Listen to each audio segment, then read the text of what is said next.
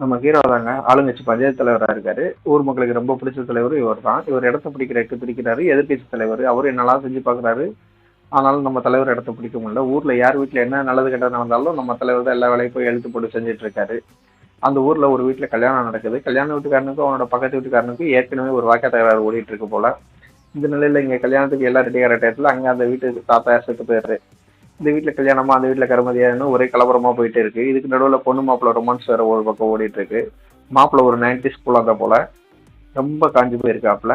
கல்யாணமா கருமதியான்னு அடிச்சுட்டு இருக்கும்போது வெடிகுண்டெல்லாம் போட்டு விளையாடுறாங்க. அந்த வெடிகுண்டு வெடிச்சதுல ஒரு வாட்டர் டேங்க் உடைஞ்சு சுனாமி மாதிரி தண்ணி வந்து அந்த தெருவையே அடிச்சுட்டு போயிருது. அப்ப நம்ம தலைவர், ஏண்டா ஒரு டம்ளர் தண்ணி ஊற்றினா முங்கி போடுவீங்க, உங்களுக்கு இவ்வளவு கொழுப்பான ஹீரோ எல்லாரையும் கலாய்ச்சிட்டு போய் பிள்ளை குட்டிகளை படிக்க வைங்கடா அப்படின்னு தத்துவத்தை சொல்லி சிறப்பாக முடிச்சு வச்சுட்டாரு. ரொம்ப நல்ல படம், சிரிச்சுக்கிட்டே இருக்கலாம். ஏன்னா ஏதோ மலையாள டெஸ்ட் இருக்குதுன்னு யோசிச்சா டேரக்டரு அங்கிருந்து வந்தவர்.